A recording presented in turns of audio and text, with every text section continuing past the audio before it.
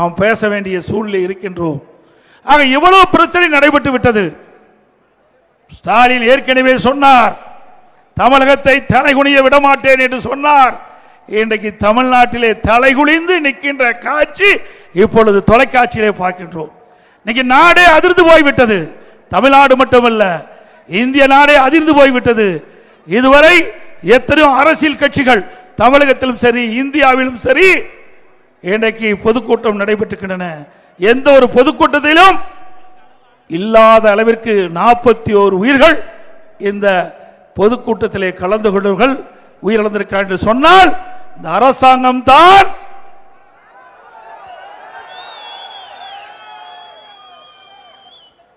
பொறுப்பேற்க வேண்டும் என்று சொன்னால் அரசாங்கம் உங்க கையிலே இருக்கின்றது, ஆட்சி உங்க கையிலே இருக்கின்றது.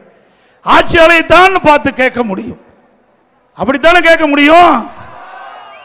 யாருமே பழி சுமத்தி தப்பித்து விட கூடாது. ஆக ஒரு அரசாங்கம் எப்படி இருக்க வேண்டும் என்பதை நீங்கள் உணர வேண்டும். இனியாவது இன்றைக்கு நடக்கின்ற பொதுக்கூட்டத்திற்கு முழுமையான பாதுகாப்பை தருவீர்கள் என்று நாங்கள் எதிர்பார்க்கின்றோம். நான் 163 கூட்டம் 163 சட்டமன்ற தொகுதியில் எழுச்சி பயணத்தின் போது பொதுக்கூட்டத்தில் மக்களை சந்தித்தேன்.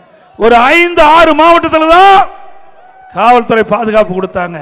மற்ற மாவட்டத்தில் எல்லாம் நம்ம கழக நிர்வாகிகள், தொண்டர்கள், கூட்டணி கட்சி சேர்ந்த தலைவர், நிர்வாகிகள் பாதுகாப்போடு தான் கூட்டம் நடத்த முடிஞ்சது. ஆக ஆளுங்கட்சி கூட்டம் நடத்தினா, முதலமைச்சர் கூட்டம் நடத்தினா, ஆளே இல்லாத பகுதியில் கூட அப்படியே சாரி சாரியாக காவலர்களை நிறுத்தி பாதுகாப்பு கொடுக்கிறீங்க. நான் வேண்டான்னு சொல்லல.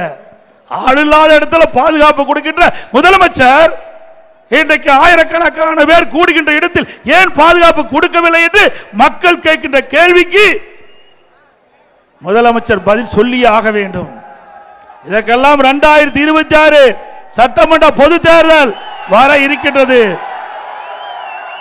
மக்கள் எதிர்பார்த்துக் கொண்டிருக்கின்றார்கள்.